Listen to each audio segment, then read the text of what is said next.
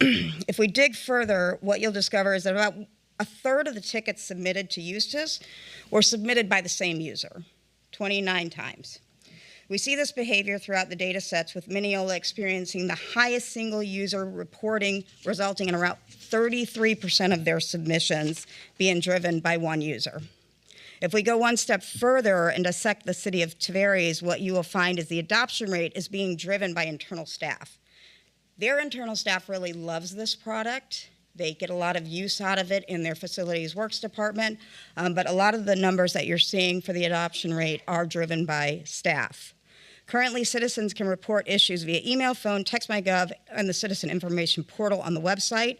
To add this additional revenue of reporting would cost around $20K per year, and that breaks down to paying about $90 per submission through SeeClickFix, assuming an average month of submittals of 20. You can go ahead and click it.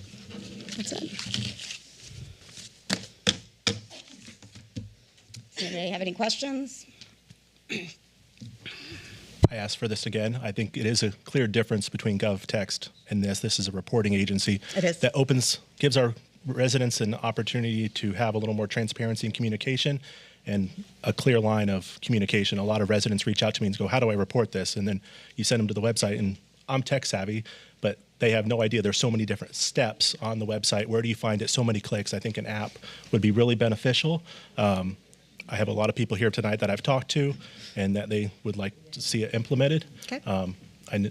Is there a contract, Ms. Sonia? Yes, there would be a contract. 1-year contract. Mm-hmm. So if after 1 year we don't see a Correct. benefit, we could always terminate. Can you bring up the slideshow back up for me? I just wanted to put that up there for commissions. You can see the adoption rate.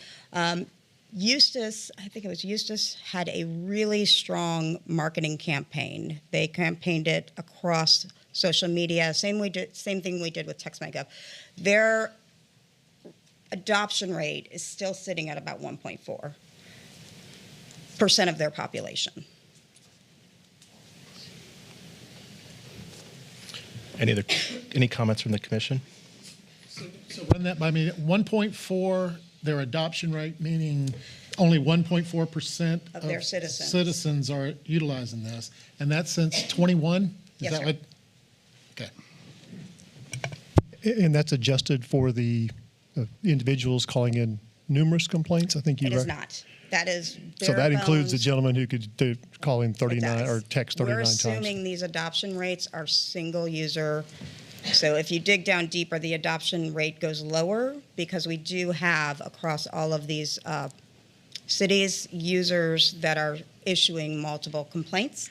And also, I think it's Tavares actually has a user that they've created internally that's driving those numbers up. So you're saying so an internal user, aka staff, could log in, and that would be an easier way for staff to report these issues? Right. Okay. Right. As I said, Tavares, their internal staff really likes it, which is why you see their complaints driven so high. I think they've got a user that's City of Tavares is that user. Yeah. Are we being asked to approve like moving forward or a contract, or is this done deal? Presenting. Yes, Mayor Reisman asked that y'all revisit this again.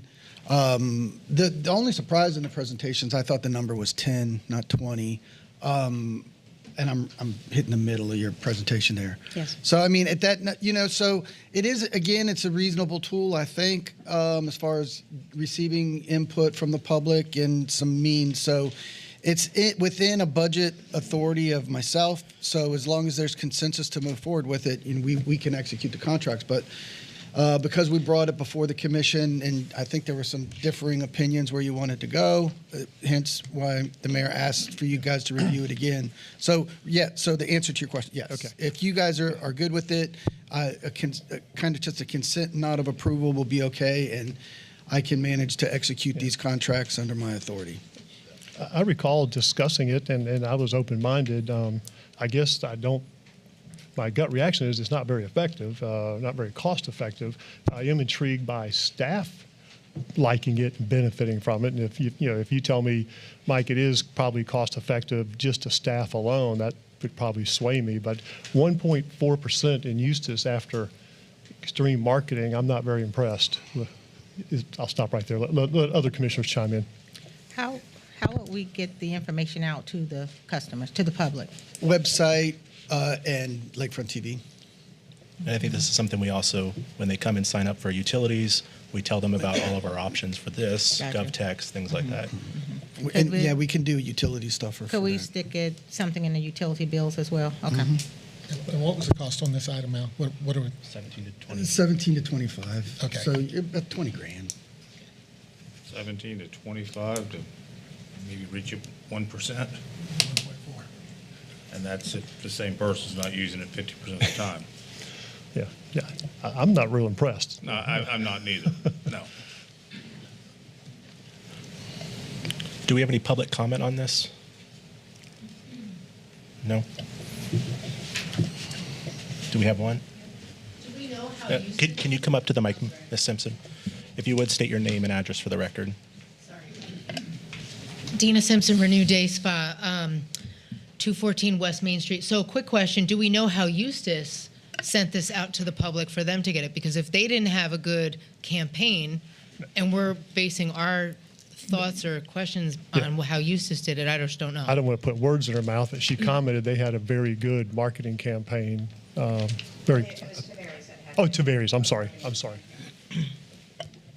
And I think we all get calls. I get calls all the time of, how do we do this? What do we do? How do we go about this? And then instead of explaining it to the person, because there's so many steps, we usually handle it ourselves. I think if you say, hey, send them a link or a text of download the app and submit it, I think that clears up and that would alleviate a lot of calls on our end too. I'll be the first one to say that I've texted Alan a couple of times, like just say, hey, who's the person who I contact? For instance, remember the one time I was pulling out of the high school, right? I don't even know what street it's called, I'm sorry, but I was pulling out of the high school and I was getting ready to make a left onto 44, heading out back towards the Villages area, and I could not see to the right at all. And I got into the middle of the street, and the reason why I couldn't see is the brush had grown up and over the sidewalk. So the sidewalk really wasn't accessible, and I couldn't turn around and see the street to see any oncoming traffic until I got out into the middle. And the next thing I knew, an 18-wheeler was there, and I was like, oh, hello. And it was just something silly that maybe like a tree or bush had needed to be trimmed down a little bit, but I didn't know what's the proper channels, and I didn't want to go on mute ears either because I thought that was kind of a dangerous intersection there. Thank you, Ms. Simpson. Thank you. I have another question. I'm looking at the table. Average per month on Eustis, 9.5. Is that the number of people who? Okay. So it is the 1.4 based on 364? Is it? The 1.4 is based on the 24,000 residents in relation to Okay. 364 complaints. Okay. And we're assuming that's one complaint per citizen. So Tavares did a much better job about pushing this program out. They did. They got about 4 times more people to participate, so they had 4%, 5%. They did, but a lot of their usage is also internal driven. Their facility team really likes it. And that's really where you may get some traction. I don't know the current facility team's workflows or how they're functioning. It may be a product that they could really use. I just don't know that answer. Okay. But the numbers for Tavares, the higher numbers are internal use, is what you're saying. Hi there, Jessie Flynn, 2204 Vine Street. Going back to what Dina was saying, I actually had to call Alan the other day because Lone Oak, which is a major thoroughfare coming through Leesburg, the lights or the markings on the road are not visible. There's 4 patches in the road. We have 2 potholes, and we had a street light out. These are all things where I feel like this program could be used well for it, because instead of me having to call him or trying to play phone tag, it'd be easier to upload this and just have it sent out. So, thank you. Hi, can I speak to you? Yeah. Melissa McCracken, McCracken's Pub.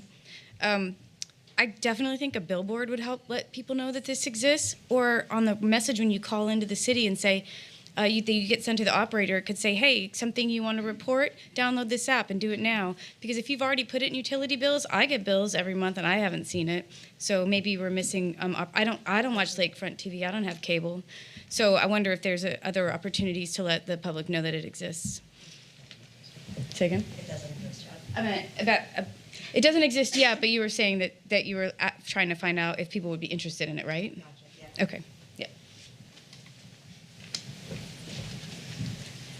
Good afternoon. Not that I'm here on this matter, but I'm a resident of Tavares, and I actually have it on my phone. You can pay your utility bill with it, and it's very, very helpful. And yes, staff does use it only because it alleviates multiple steps within their internal system in addressing concerns. We actually brought it into Lake County. I happen to have been sitting in the city council when it came aboard, and it's been very useful for us. Like I said, you can even pay your utility bill online with it.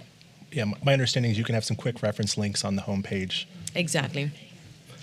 Miss Lou Borges. A few years back, probably 6 or 7 years back, the chamber had done a similar campaign for In the Berg application. Maybe some of you still have it on your phone, but that was kind of similar to what they were trying to get people to adopt, was application on the phone to push out information.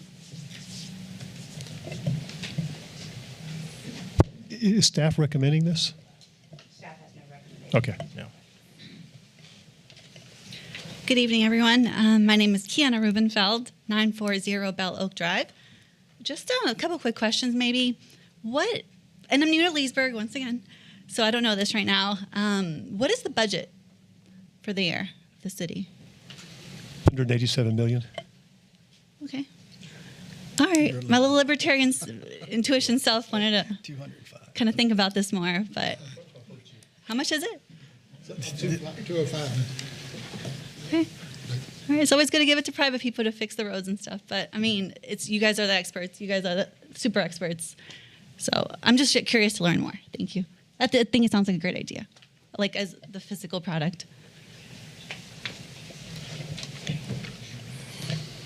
I support this product. I don't know if we have 3 other commissioners that would support, or 2 other commissioners that would support this. If not, then it will go. No? Okay. All right, we'll move on. Public comments. This section is reserved for members of the public. Thank you, Ms. Sonia.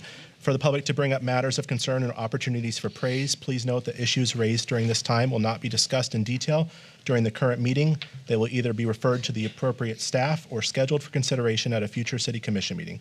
Each speaker is allocated 3 minutes to provide their comments. Kindly adhere to this time limit to ensure equal opportunity for all participants and to support the efficient conduct of the meeting. Thank you.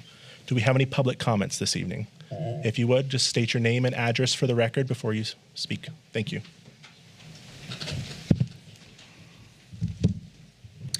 Hello, my name is Nicole King, and I reside at 25822 Pinehurst Street in Sorrento, Florida, 32776.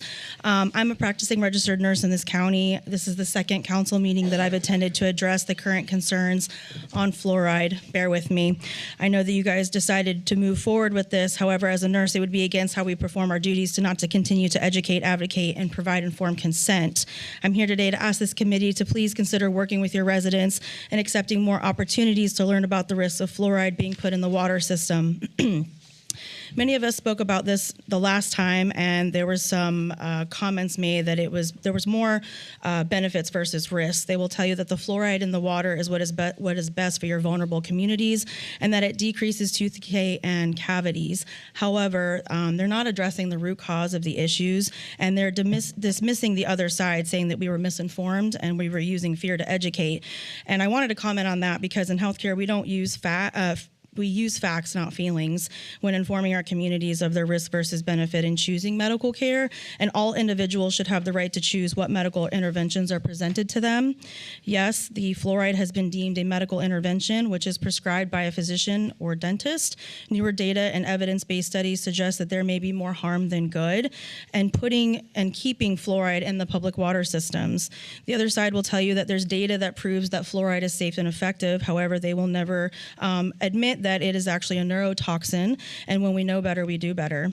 By definition, a neurotoxin is a substance that is harmful to the nervous system. This means that repeated exposure, regardless of how you're regulating it over periods of time, could cause widespread central nervous system damage. This can include learning disabilities, memory loss, fractures, seizures, dementia, just to name a few. This is what we call informed consent. These are documented and published potential adverse outcomes of fluoride toxicity. Are the Leesburg residents aware that fluoride has been deemed a public health hazard due to a recent federal court judge ruling in September of 2024? Communities must be informed what's being put in their water. Where chlorine is treating the water, fluoride is treating the people. The rebuttal is that it is well regulated, and where that may be true in its production, you cannot regulate how much the public is ingesting through their public water systems. Robert Kennedy Jr. Has also voiced his concerns on fluoride, as well as our state surgeon general, Dr. Joseph Ladapo, who has said to have our state, cities, and municipalities to remove fluoride from our public water systems, as we are seeing that there could be more damage, more harm than good, because it has been deemed a neurotoxin. So current to date, counties in the entire state that are fluoride free are 36. And I'm just really hopeful that Leesburg will consider being a little bit more open to discussing this matter further and joining the other counties in remaining fluoride free. I appreciate your time. Thank you. Thank you, Ms. King. Hi, Trelawney Montu, 816 Georgia Avenue in Leesburg. I have two questions. I was told that the storm that happened with Milton was only a 500-year storm. And that's why our area flooded. Is that right, Mr. Al? I think there's more detail than that, but it was a significant storm, and that's why your area flooded. Yes. Okay. So I talked to the surveyor about 3 days ago, and he told me that the flooding, why we are flooding in that area, is because the drain on my side of the street and the drain on the other side of the street is leveled. And if you want the water to flow, it has to be unleveled. So that's why the water is flooding our street. And we have on 907, in front of 907, there is a sinkhole. Can anybody tell me what's going on about that? Cliff, did you know about the sinkhole? Is that new? So that'll be something we'll have to investigate. What was the address? 907 Georgia Avenue. The road is like corroding. I have pictures of the water sitting stagnant in our drains. It is stink. And I know that y'all are working on it. I don't know what happened over the holidays or whatever, but this has to be fixed. I think staff is aware of it, and we'll get on that. Thank you. Thank you.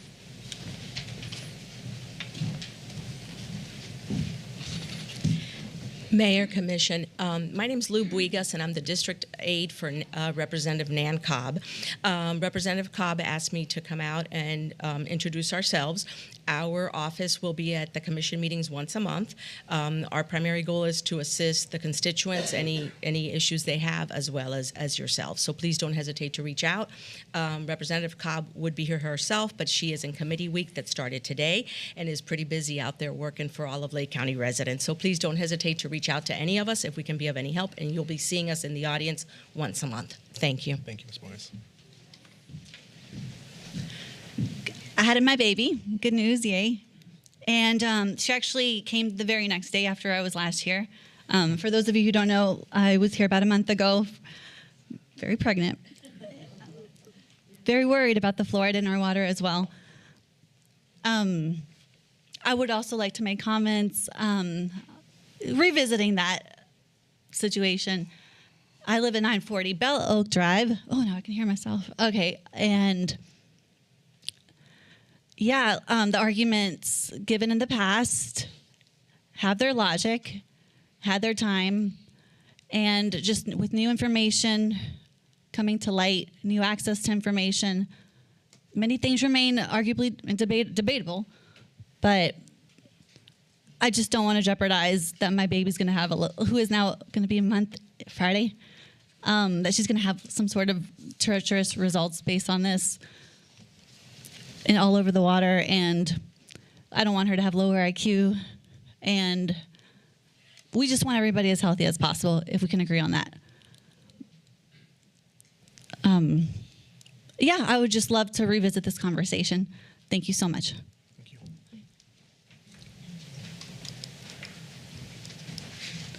Hi, I'm Karen Motley. I live at 2445 Farrington Drive, Tavares, Florida, and I also was here for the fluoride conversation, and I'd like to revisit it again. I'm a registered nurse. We're trained to treat the entire person, and I know that the ADA is interested in it for the teeth, and only the teeth, but you're taking this in your entire body, and it does affect your entire body, all your systems. There are holistic dentists in the state of Florida and others that have listed they don't use the fluoride at all in their practice because they found that there are side effects that happen. It can affect, it can cause cancer, brain damage, high blood pressure, increased risk of heart attack, heart failure, strokes, increased risk of developing peripheral arterial disease, diabetes, kidney disease, thyroid disease. And fluoride is deemed as a drug by the FDA, and because it is for the person's health, not for you to maintain clean drinking water for us. And so there's no way you can control the amount of fluoride that each individual person consumes. So I know that there's regulation out there with EPA on the amount of fluoride that's allowed. And they also had with the Fluoride Action Network a lawsuit that started in 2016. And then they started having the hearings in 2020. They had expert witnesses. And in September 24th, 2024, the final judgment came down. That judgment was a U.S. federal court deemed fluoridation an unreasonable risk to the health of children.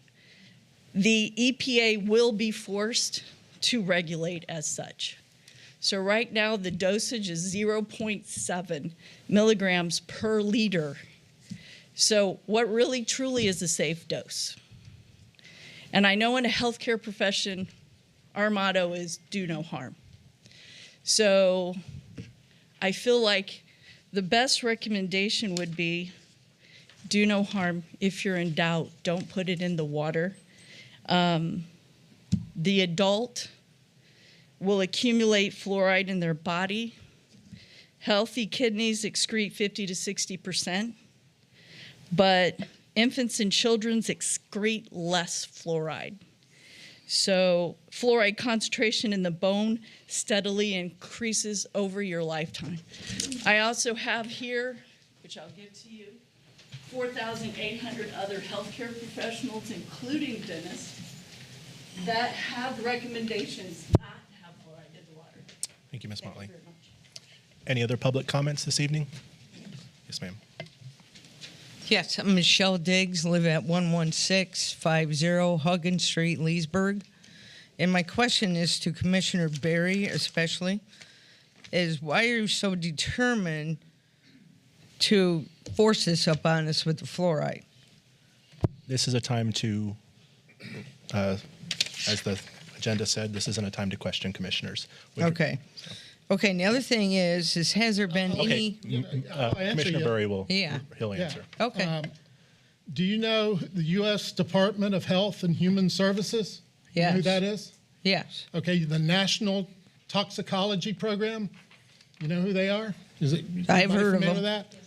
So when it says in here, it's important to note that there are insufficient data to determine if the low fluoride level of 0.7 milligrams per liter, currently recommended by the U.S. Community Water Supplies, has a negative effect on children's IQ.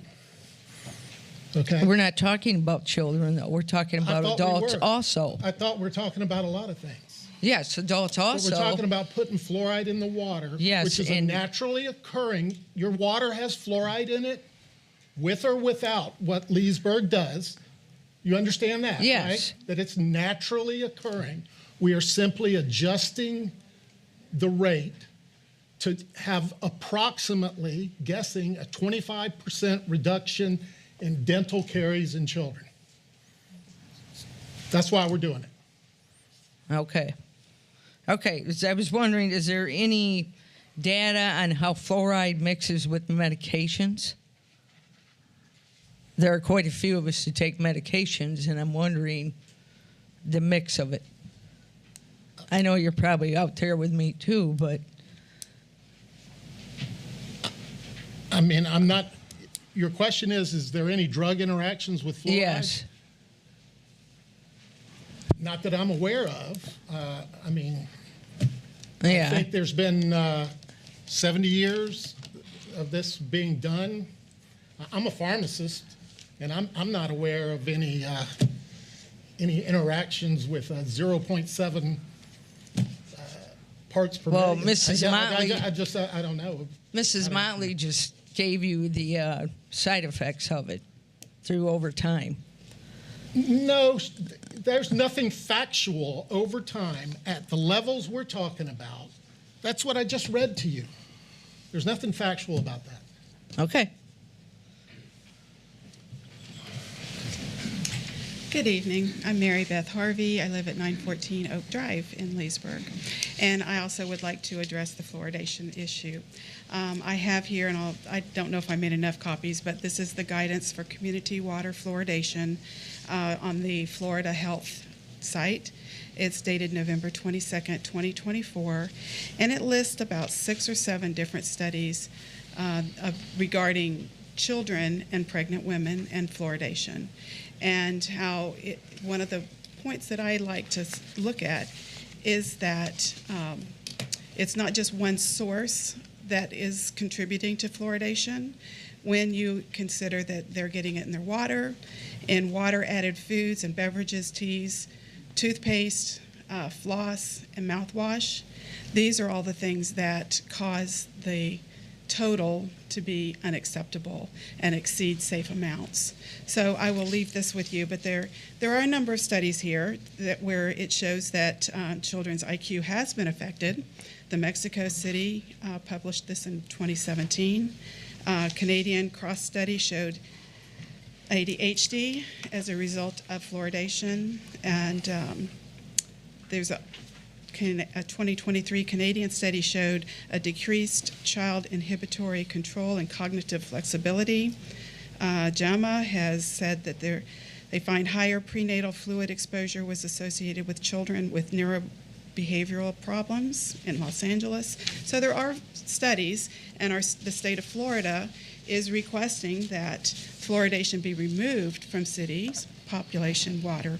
And so it just doesn't make sense to me when our federal or our state government is asking us to remove it, that we would be spending lots of money to add it, knowing that there's definite risks. Thank you. Thank you.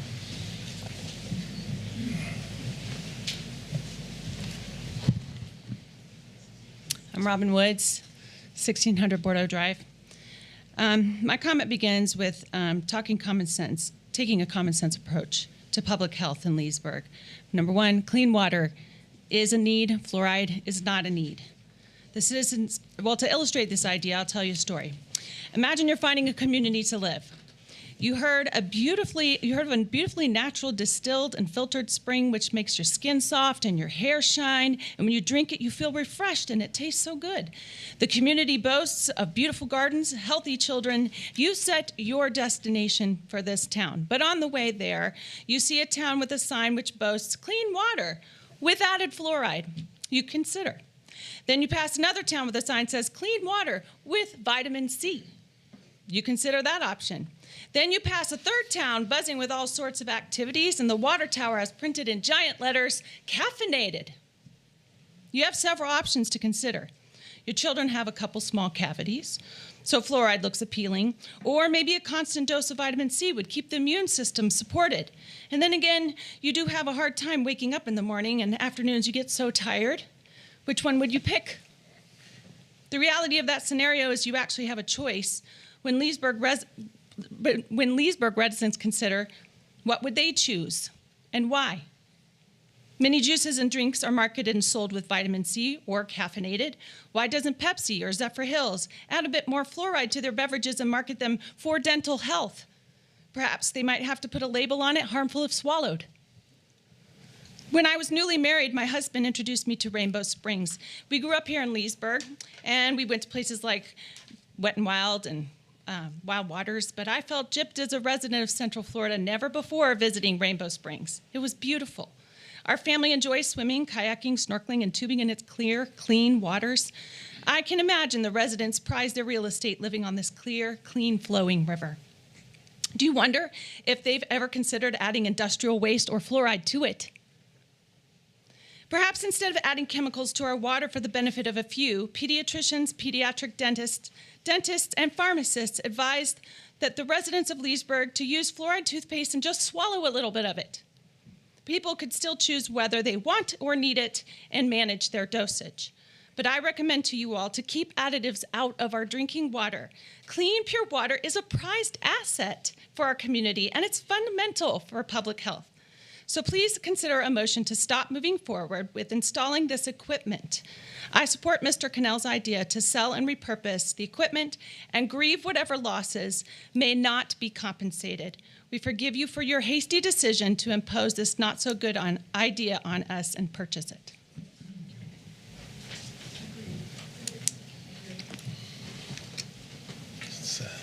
Good evening. My name is Mary Knowles. I live at 1525 Park Drive in Leesburg.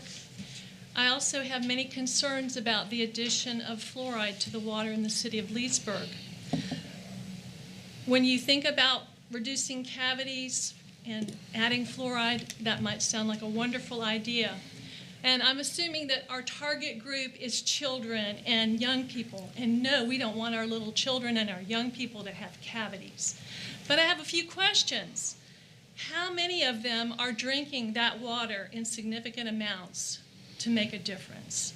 How many instead are drinking juices and canned drinks? So, if that's what your target is, are you meeting your target? Also, what about the people on the other end of the spectrum who are drinking mostly water?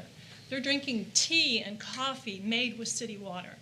Are they getting higher concentrations than recommended?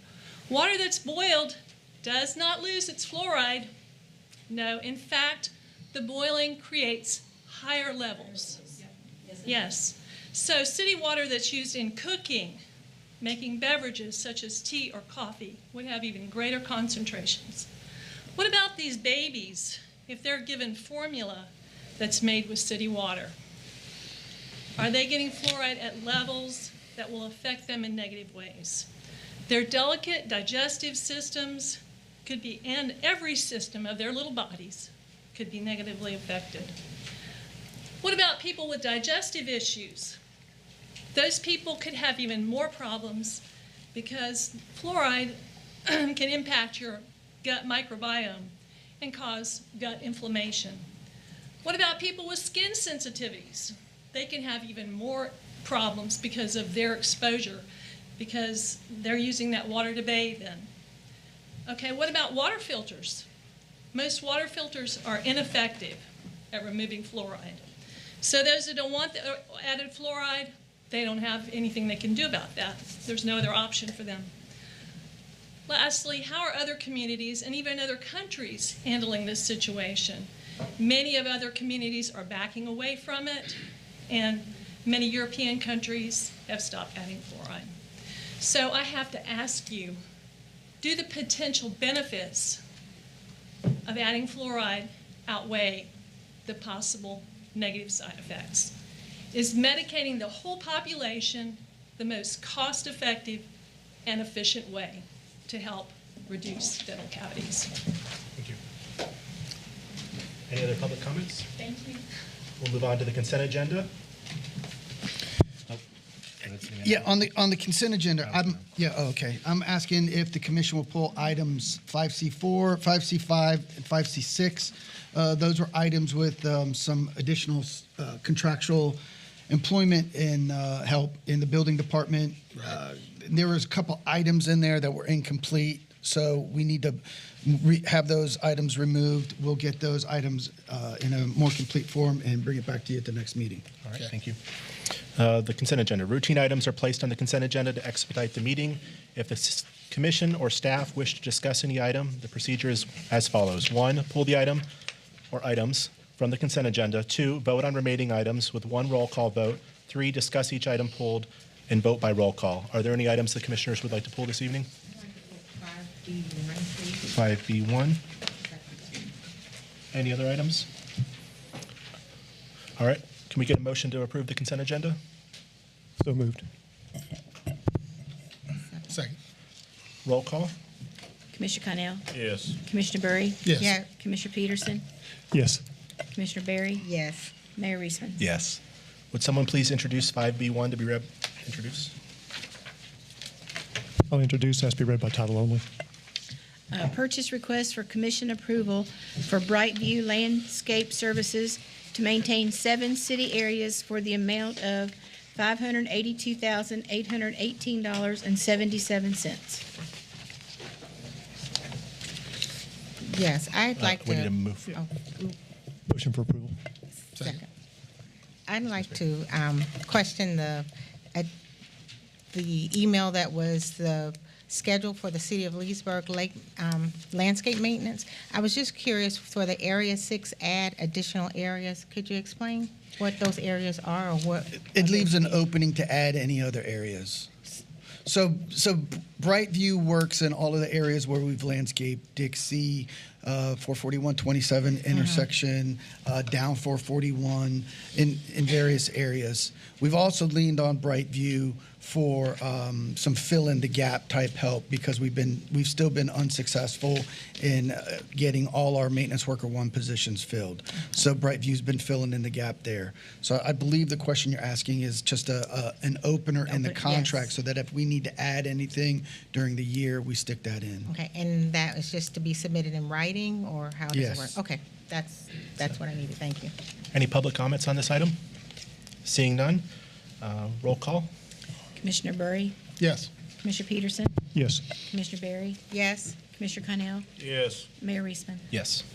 We're going to move to 6A. We have second readings. We have none. And we're going to move then to 6B, first readings. If I could ask the city attorney to swear in anyone who would be speaking on these items this evening. Yes, sir. Thank you, Mr. Mayor. If there's anyone present this evening that wishes to speak on item 6B3, which is the Leatherleaf PUD, if you would please stand and raise your right hand so you could be sworn in.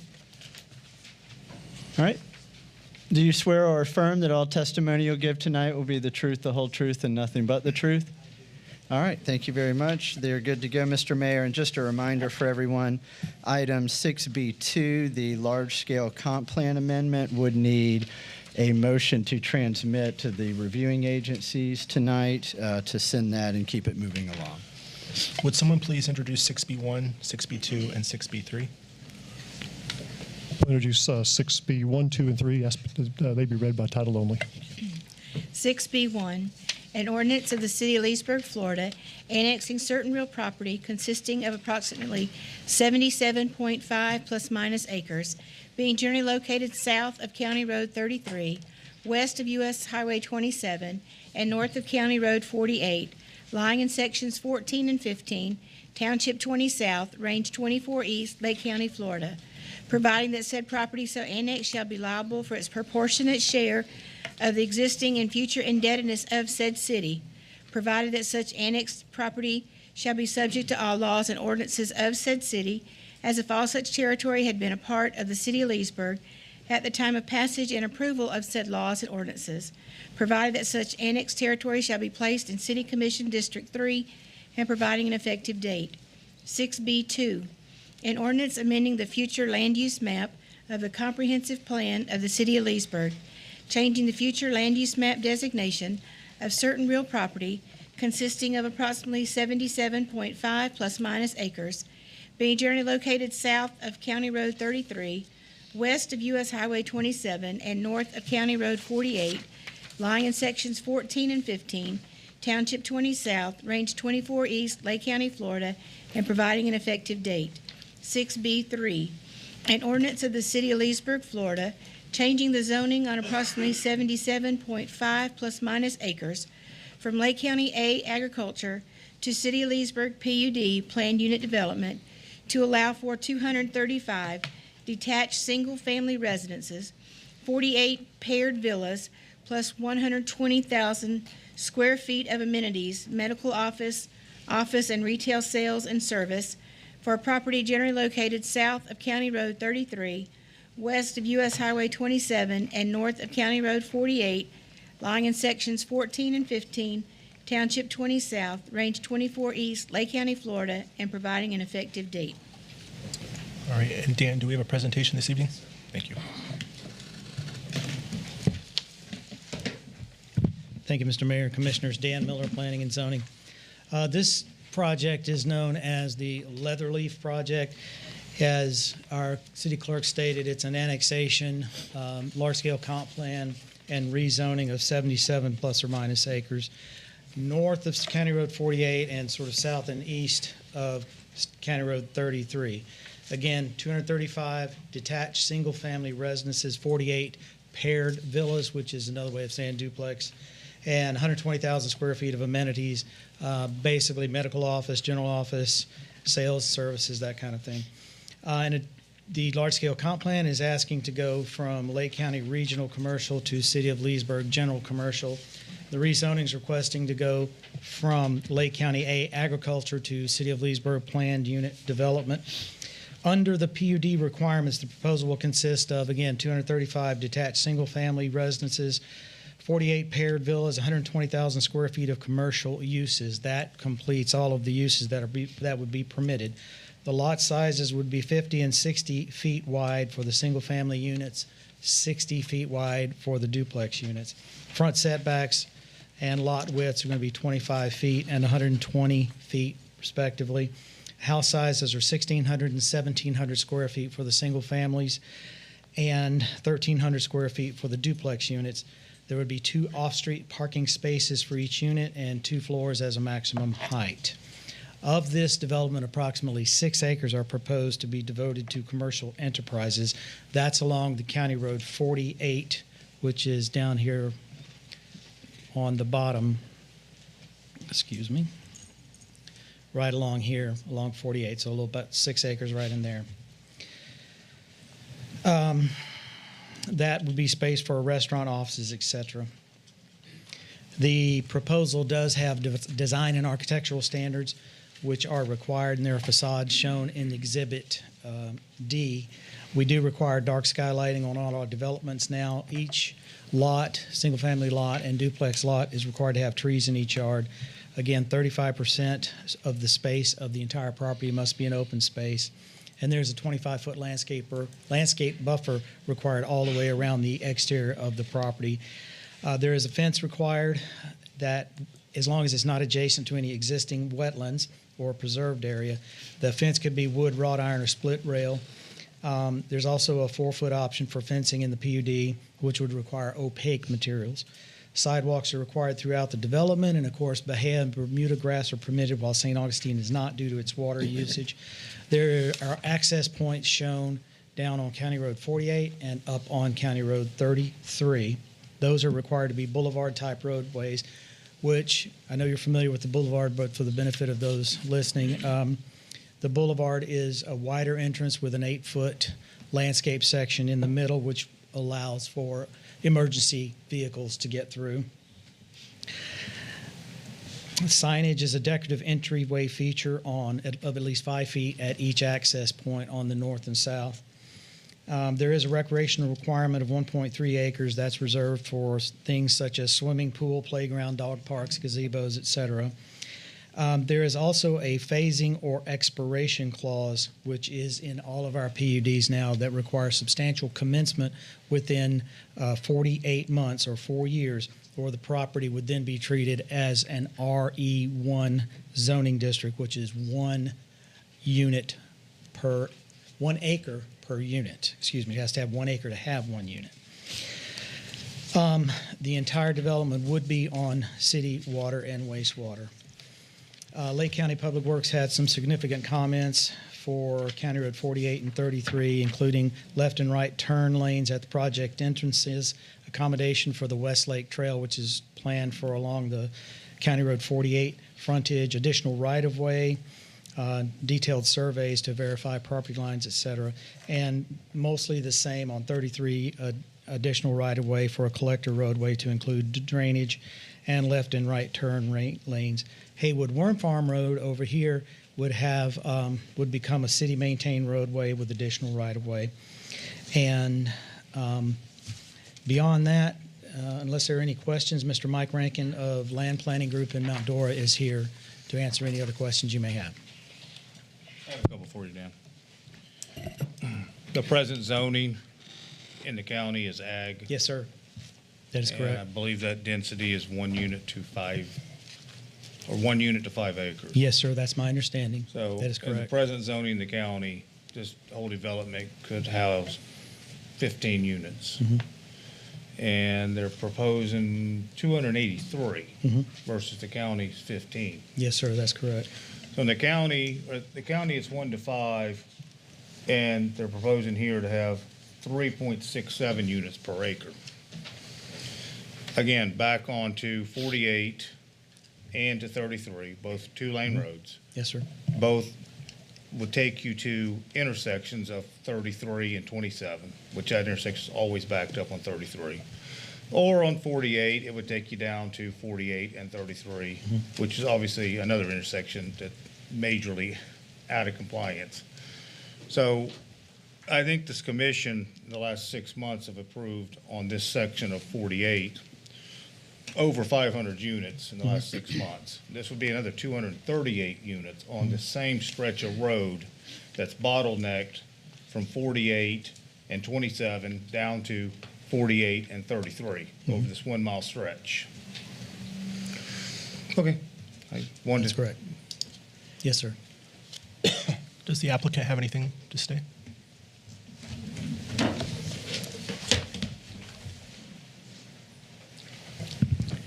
Good evening, Mayor, members of the Commission, and city staff and guests. For the record, Michael Rankin, Managing Member of Land Planning Group. As this is the first hearing, the public hearing and transmittal, I will yield my comments for the second reading. Thank you. Commission comments? Any other comments from the commissioners? I do. I have one more for Dan, just for the record. Yes, sir. Our planning commission voted how on this subdivision? They've actually, yes, sir, thank you for the question. Plan Commission voted to deny by a vote of 4-2. 4 votes to deny, 2 to approve. And the reasoning was, do you know, Dan? Mostly had to do with the concern over the roads and the current width of the roads. For next hearing, I can go back and get the minutes and double check that to make sure we didn't miss any comments in there, and listen to the meeting as well, but mainly had to do with roadways. Okay. Yes, I just want to follow up. Again, another subdivision on the same stretch of this road that's absolutely just beyond bad. Our planning commission even recognized we don't need any more traffic on this road. The density, I think, is out of control, pushing 4 units an acre for this 2-lane road, where the county could only have one unit to 5 acres. So 15 units developed in the county, 283 they're proposing here. I would like to see us just deny the annexation. We don't even need to move this to the state level. Just deny the annexation, just be done with this tonight. Any other commissioner comments before we move to public comments? So Dan, if this was just residential in the city, how many units would they get? If it was, could you repeat the question? If it was just residential, completely residential, you take. If you took out the, Add about 18 more units to that. If it was 6, I believe it was 6 acres on the south side, probably add about 18 to 19 more units, something like that. The unit count can vary because of the future land use and zoning. So I think it came in originally at a much higher density, and staff wrestled around with the applicant a little bit and encouraged them to lower that. So number. this is the reduced density, correct? From the original application, yes. I believe it's around 3.6 to 3.7 right now, as it sits. Yeah, I'm getting 3.67. Again, I think, we have a planning commission for a reason, and if they see issues with the traffic, I really think we should take that in consideration and just not even move forward with the annexation on this. Any other commissioner comments? Public comments on these items? Seeing none? All right, 6B2, we will either need a motion or to submit or not submit. I'll move to submit it. Second. We have a motion and a second. Okay, roll call. Commissioner Peterson? Yes. Commissioner Berry? Yes. Commissioner Connell? No. Commissioner Burry? Yes. Mayor Reisman? Yes. These ordinances will lay over to our next meeting in March 24th. Thank you. All right. We have no 6C, no non-routine items. We have none. 7, informational reports, none. 8, city attorney items. Yes, sir. Briefly, so as the commission may recall, the city is currently under contract to sell a parcel across the street from the airport to Blue Rock. We've had a couple of variations of agreement extensions and things come before the commission. So we're almost at the finish line. We are scheduled to close Wednesday. However, there are some recording issues that we might not have sorted out before Wednesday. And so with that, it's more of a request, I guess, than a comment that if the commission would give us approval to extend until the end of January to allow us to sort everything out, just to get, we would hope to close before then, but that would give us a little more flexibility to make sure we get everything recorded before the closing that needs to be recorded.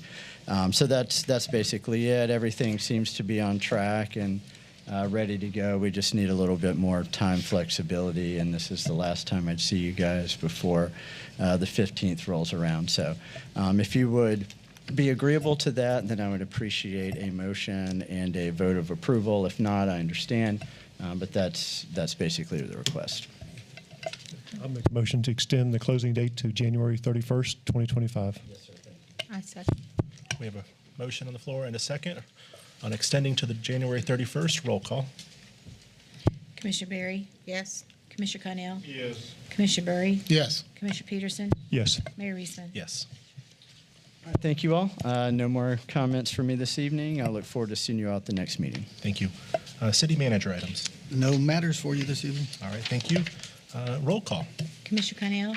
No. Commissioner Burry? No. Commissioner Peterson? Nothing tonight. Commissioner Berry? Nothing tonight. Mayor A Reisman? couple things. Dustin Boise is my appointee for the Public Arts Advisory Board. He serves as an associate professor of studio arts at Beacon College. I think he'll be a great addition to that board. Just a couple of announcements. The MLK Parade is this coming Saturday at 11 a.m., followed by Soul Fest at noon.